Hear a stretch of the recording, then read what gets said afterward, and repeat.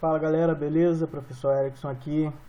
Esse vídeo é para a gente corrigir a atividade avaliativa de História 1, capítulo 11, do primeiro ano do ensino médio, que está valendo para o segundo trimestre. Ok, galera?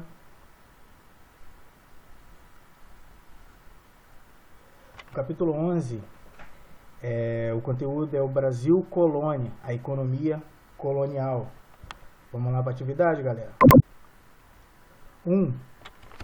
O mercantilismo foi adotado pelas nações europeias durante o período das grandes navegações e da montagem do sistema colonial no continente americano. Por conta disso, muitas das práticas mercantilistas foram aplicadas pelos portugueses durante o período de colonização do Brasil. É importante considerar que o mercantilismo adotou características distintas de acordo com a realidade e a necessidade de cada país europeu. O mercantilismo correspondeu a... Vamos ver a opção correta aqui. A opção correta seria a E. Uma política econômica especificamente ibérica, ou seja, dos países da Península Ibérica, Espanha e Portugal, de defesa de seus interesses coloniais. Correto também. Era uma forma econômica de garantir o interesse comercial de suas colônias para a metrópole, onde garantiria lucro sempre para a metrópole. A colônia sempre garantiria lucro para a metrópole, para quem colonizou. 2. O surgimento do mercantilismo está diretamente ligado ao fim do feudalismo e à formação dos Estados Nacionais modernos. Por Estados Nacionais modernos, entende-se o conjunto de nações surgidas durante o processo de centralização do poder na figura do rei. No contexto do mercantilismo, o que significa o exclusivo colonial? Opção correta é exclusivo colonial, ou também vocês vão ouvir falar como pacto colonial, significava a determinação de que aquilo que era produzido na colônia só poderia ser explorado pela metrópole, que sobre ela tinha o domínio. Ou seja, no caso do Brasil, que era a colônia de Portugal, aquilo que era produzido no Brasil só poderia ser explorado pela metrópole, que era Portugal. Vamos lá. 3. O mercantilismo é um termo que foi criado pelos economistas alemães da segunda metade do século XIX para denominar o conjunto de práticas econômicas dos estados europeus nos séculos XVI e XVII. Das alternativas abaixo, assinale aquela que não indica uma característica do mercantilismo. Vamos lá? Vou ler uma por uma. Busca de uma balança comercial favorável, ou seja, a superação contábil das importações pelas exportações. Isso existia no mercantilismo. O mercantilismo pregava uma balança comercial favorável, ou seja, você vender mais do que compra. B. Intervencionismo do Estado nas práticas econômicas, através de políticas monopolistas e fiscais rígidas. Também existia no mercantilismo o pacto colonial, o exclusivismo, que a gente viu aqui na outra questão. Aqui, ó. Exclusivo colonial, que era o pacto colonial. Então existia também, que eram essas práticas econômicas que garantia que a metrópole sempre teria lucro com a sua colônia.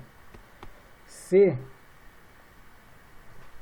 Crença em que a acumulação de metais preciosos era a principal forma de enriquecimento do Estado. Também o mercantilismo, quando a metrópole colonizava um território, a primeira coisa que eles procuravam eram os metais preciosos, ouro ou prata. D. A aplicação de capitais excedentes em outros países para auxiliá-los em seus processos de desenvolvimento industrial. Essa é a opção que está errada. Na verdade, a metrópole só se preocupava em enriquecer, em ganhar lucro com a sua colônia. Em momento algum, ela se preocupou em organizar a colônia para o desenvolvimento de sua indústria. Vamos ver? Opção que não indica uma característica do mercantilismo é a opção D. Vamos lá, galera. 4. O colonialismo europeu foi que abrangeu a maior parte do mundo, fora daquele continente, tendo sido ocupadas completamente as Américas e a Austrália até o século XVII, e a maior parte da África até o início do século XIX. No período do Brasil colônia, outros países que invadiram as terras foram, além de Portugal, que colonizou o território brasileiro, o Brasil foi invadida por outros países, que eram a opção correta D.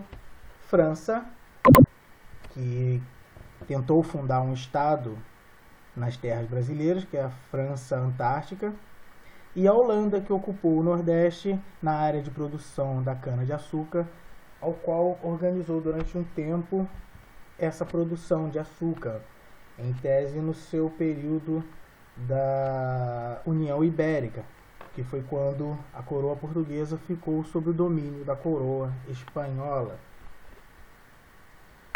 Vamos continuando. 5.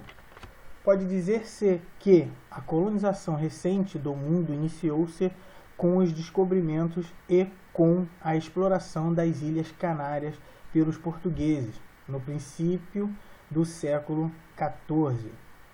A primeira ocupação violenta foi a conquista de Ceuta, também pelos portugueses, em 1415. Os navegadores continuaram a explorar a costa da África para o sul e depois ao longo do Oceano Índico, chegando finalmente ao seu destino, a Índia, onde ocuparam Goa em 1510. São características da colonização portuguesa na América. Opção correta.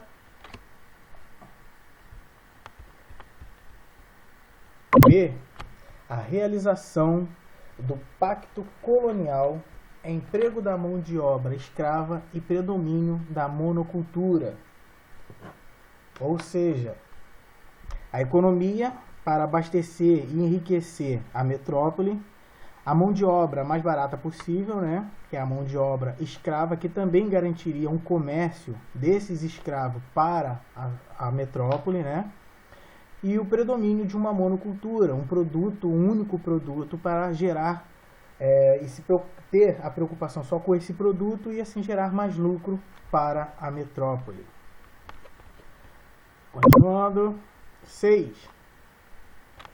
Na época de transição feudalismo-capitalismo, o capital mercantil vinculava-se a uma nova estrutura do Estado, ora beneficiado pelas práticas mercantilistas, ora pela montagem do antigo sistema colonial. Pode-se identificar como uma característica do pacto colonial. Opção correta. C. O consumo dos manufaturados metropolitanos pelas colônias e a exportação de bens lucrativos para a metrópole.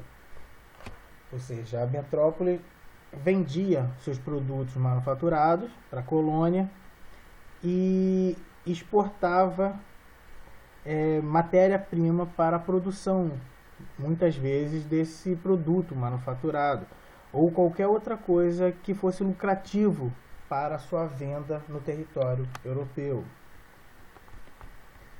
Vamos lá. 7. fazenda canavieira na colônia. Vamos lá? Somente as fazendas de proprietários mais abastados e que possuíam engenhos, mas todas elas tinham a casa grande, moradia do fazendeiro, as senzalas, moradia dos escravos, casa para os trabalhadores livres, reserva florestal para o fornecimento da madeira, áreas de pastagem e de agricultura de subsistência para alimentação de quem morava no engenho. Os fazendeiros que não possuíam engenho eram chamados de lavradores de cana. Com o tempo, a dominação engenho passou a designar a fazenda canavieira. A denominação de engenho passou a designar a fazenda canavieira, que possuía o aparato para a produção do açúcar. Ou seja, a fazenda que era onde tinha a produção da cana de açúcar passou a ser chamada de engenho, ou seja, todo aquele estabelecimento, né, que tinha a casa do senhor, a casa dos escravos, a casa do funcionário livre, né, do trabalhador livre, e todas as partes que representavam a produção de açúcar passou a ser chamada de engenho. A organização da produção açucareira se inseria em um modelo de organização da produção denominada de plantation, que consistia em... O que é o plantation? Plantation, opção correta, a produção de uma monocultura, um único produto em uma grande propriedade, o latifúndio, orientada para o mercado externo, venda desse produto para a Europa, utilizando a mão escrava, que garantiria uma mão barata, e também o comércio de escravo para a metrópole. Vamos lá, continuando. 8. Para que o caule da cana fosse transformado no açúcar a ser consumido em diferentes partes da Europa, era necessário que várias instalações fossem construídas. Mais conhecidos como engenhos, tais localidades eram compostas por uma moenda, uma casa de caldeira e das fornalhas e a casa de purgar. Com o desenvolvimento da economia açucareira, os engenhos se espalharam de forma relativamente rápida no espaço colonial, chegando a contar com 400 unidades no começo do século XVII. Os engenhos constituíam verdadeiras fábricas, realizando todas as fases do processo de produção do açúcar em suas próprias instalações. Dentre as alternativas abaixo, qual indica uma informação incorreta sobre os engenhos de açúcar? O que estaria errado aqui sobre um engenho de açúcar? Opção correta, B. O que está errado referente ao engenho de açúcar era em terras coloniais eram produzido apenas um tipo de açúcar, o mascavo, de coloração escura. O açúcar branco era refinado na Europa em virtude de ser direcionada aos consumidores desse continente. Ou seja, o que está incorreto aqui era a B, porque aqui nas terras da colônia, aqui no Brasil, além do açúcar mascavo, também era feito o açúcar branco, que era em pedra, enviado para a Europa para passar pelo processo de refino e venda do açúcar. 9. A agromanufatura do açúcar no Brasil colonial garantia todo o processo de produção, desde o plantio da cana até a produção final, pronto para ser exportado para a Europa, ficando na colônia o açúcar mascavo e sendo exportado em sua maior parte o açúcar branco. Apesar de controlar todo o processo de produção, não eram os portugueses que realizavam a distribuição do produto europeu, cabendo essa função aos... a gente viu na questão anterior sobre isso, né? que aqui era produzido o açúcar mascavo, que ficava para a utilização das pessoas que moravam na colônia, enquanto o açúcar branco, que era o mais caro, que dava bastante renda, garantia bastante lucro para a metrópole, era enviado para o seu refino na Europa. E quem era o responsável por esse transporte para a Europa e por refiná-lo e por vendê-lo pela distribuição na Europa eram os holandeses, que inclusive ocuparam o território no Nordeste para se manter na produção do açúcar. Para a gente encerrar, 10. Em 1533, o colonizador português Martim Afonso de Souza trouxe as primeiras mudas de cana-de-açúcar e realizou a disseminação dessa primeira atividade de exploração econômica no Brasil. Qual era a estrutura básica da produção de açúcar implantada por Portugal no Brasil?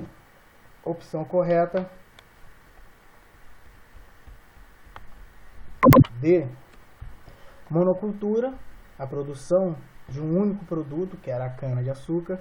Trabalho escravo, o escravo que era trazido da África para trabalhar, para servir de mão de obra na colônia, que garantiria também um capital, um lucro para a metrópole com a venda desse escravo. E a grande propriedade, o plantation, que era a característica do plantation, que era o latifúndio, a grande propriedade. Ok, galera? Encerrando aqui a correção. Espero que todos tenham acertado. Continue com o estudo de vocês, leiam a apostila, façam os exercícios. Valeu, galera. Um abraço.